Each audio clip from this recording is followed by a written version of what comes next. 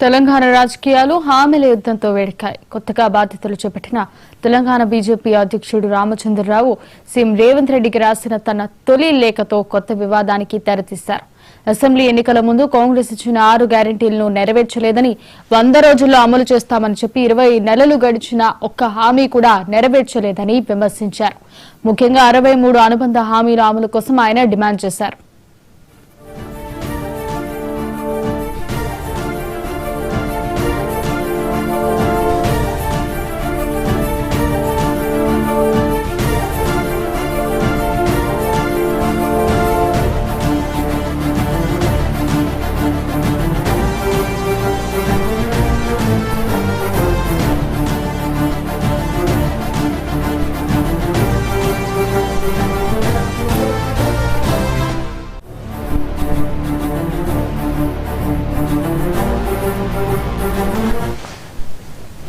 BJP రాష్ట్ర అధ్యక్షుడు Ramachandra Rao CM Revanth రెడ్డికి రాసిన లేఖలో కాంగ్రెస్ ప్రభుత్వం తీవ్ర స్థాయిలో విరుచుకుపడ్డారు.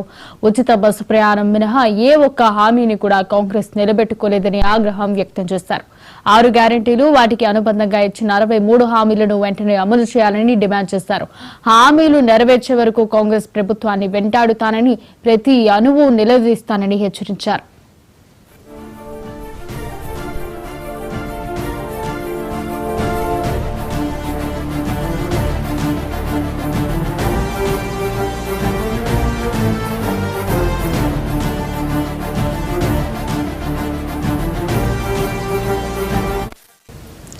రామచంద్రరావు లేఖపై తెలంగాణ మంత్రి పొన్నం ప్రభాకర్ తీవ్రంగా స్పందించారు. కేంద్రం నుంచి ఒక్క పైసా కూడా తేలేనని బీజేపీ నాయకులు తమకు లేఖలు రాయడం విడ్డూరంగా ఉందని ఎద్దేవా చేశారు. 11 ఏళ్లుగా అధికారంలో ఉన్న కేంద్రంలోని మోడీ సర్కార్ మెగా ఫెయిల్యూర్ అని ప్రశ్నించారు. గత 3 ఎన్నికల్లో ఇచ్చిన ప్రధాన హామీలను విస్మరించి ప్రజలను అడుగడుగునా వంచారని మండిపడ్డారు.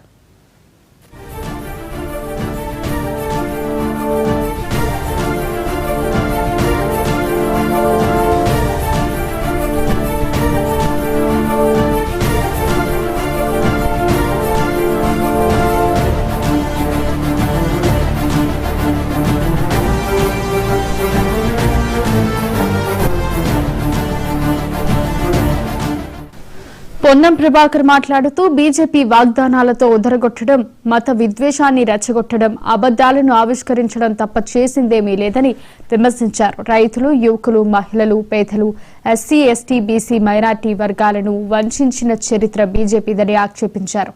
2019 పార్లమెంట్ ఎన్నికల మేనిఫెస్టోలో ఇచ్చిన 60 ఏళ్లు దాటిన సన్నకారు రైతులకు పింఛన్లు, కిసాన్ సమ్మాన్ నిధి పెంపు హామీలు ఏమయ్యాయని ప్రశ్నించారు.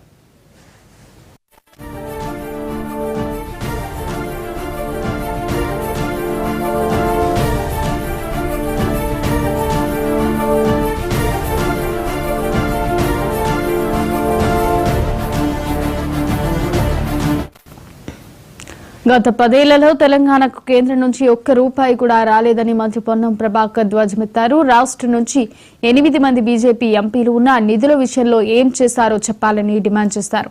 10 లక్షల ప్రభుత్వ ఉద్యోగాల భర్తీ, పెట్రోల్, గ్యాస్ ధరల పెరుగుదల, పాలమూరు, రంగారెడ్డి ఎత్తిపోతలకు జాతీయ హోదా నిరాకరణ వంటి అంశాలపై కేంద్ర వైఫల్యాలను ఎండగట్టారు.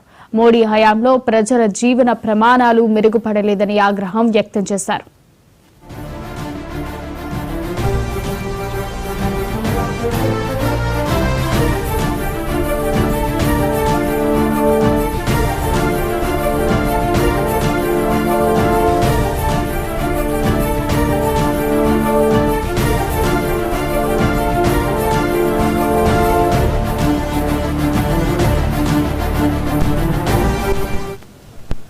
తెలంగాణ ప్రజలను వంచి ఒట్టి లేఖలు రాస్తే ప్రయోజనం లేదని పొన్నం ప్రభాకర్ అన్నారు.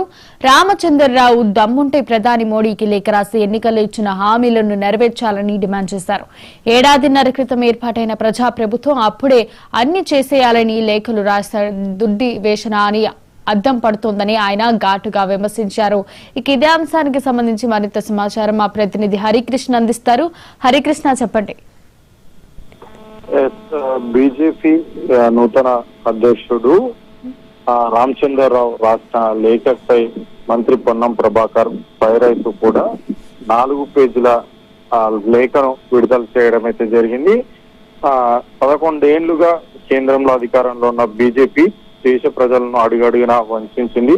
గత 3 ఎన్నికల్లో ఇచ్చిన ప్రధాన హామీలను ఒకటి కూడా విస్మరించి ప్రజల ఆశలపై నీళ్లు చల్లారు. వాగ్దానాలతో ఊదరగొట్టడం, విద్వేషాన్ని రెచ్చగొట్టడం, అబద్ధాలను ఆవిష్కరించడం తప్ప మీరు చేసింది ఏమీ లేదు.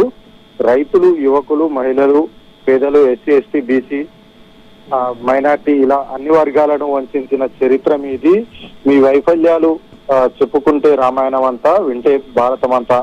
అలాంటి మీరు మా సీఎం గారికి ఈ లేఖలు రాయడం విడ్డూరంగా ఉంది.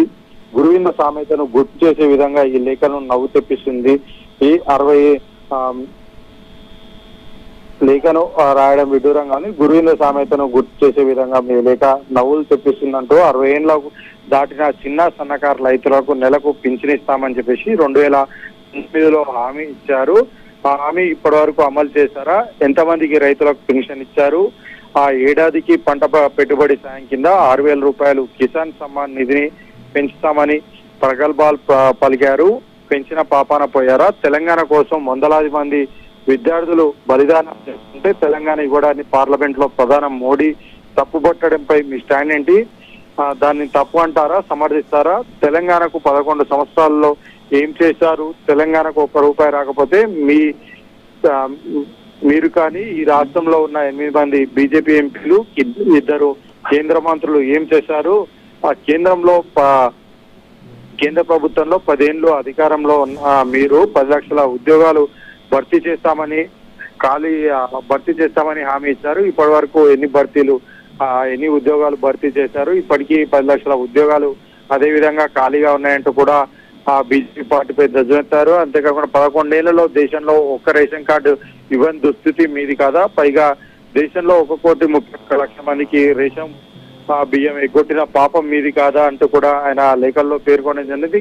లీటర్ పెట్రోల్ ధరను 70 నుంచి 110కి పెంచినది మీరు కాదా? లీటర్ డీజిల్ ను 50 నుంచి 100 రూపాయలకు పెంచి మీరు కాదా? గ్యాస్ బండను ధరను 400 నుంచి 1,100 వరకు చేసింది మీరు కాదా? 2014 ఎన్నికల్లో ప్రచారంలో పెరుగుదలపై మొసలి కన్నీరు కార్చి అధికారంలోకి వచ్చి అమాంతం పెంచిన చరిత్ర మొత్తంగా కూడా మీదంటూ కూడా ఆయన ఈ లేఖలో అయితే పేర్కొనడం జరిగింది. అంతేకాకుండా తెలంగాణ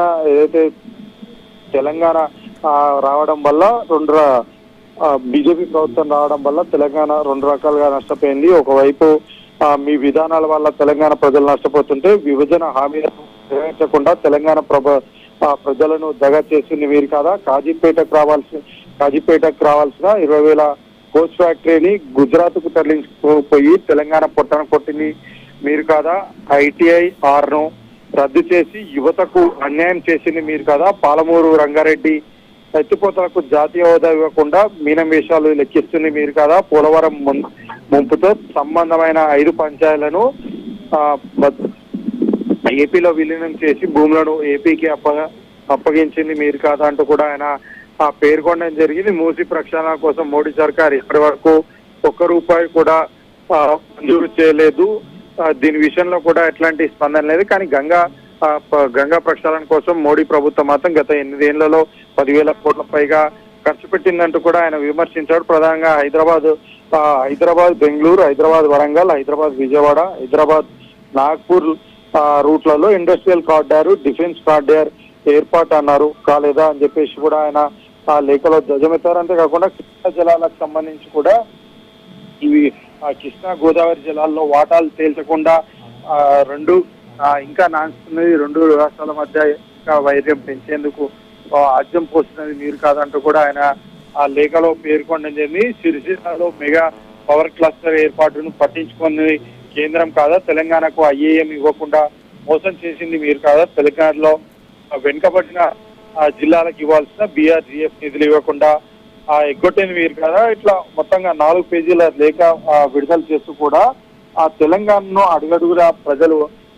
తెలంగాణ ప్రజలను అడుగడుగా వంచి ఇప్పుడు మా ప్రభుత్వంపై విమర్శలు చేస్తూ సీఎం రేవంత్ రెడ్డికి లేఖ రాయడం ఏంటంటూ కూడా ఆయన ఫైర్ అయ్యారు.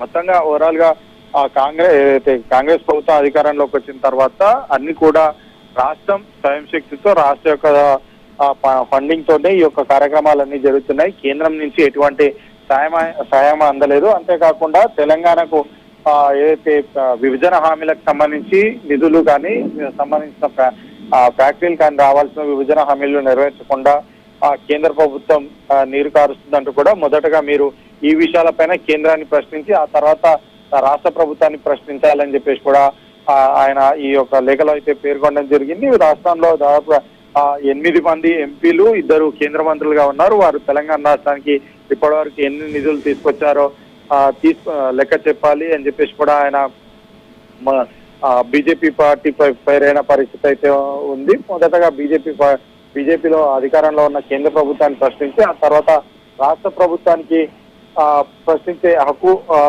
మీకు వస్తుందంటూ కూడా ఆయన ఈ లేఖలో అయితే పేర్కొనడం జరిగింది. Thank you Harikrishna.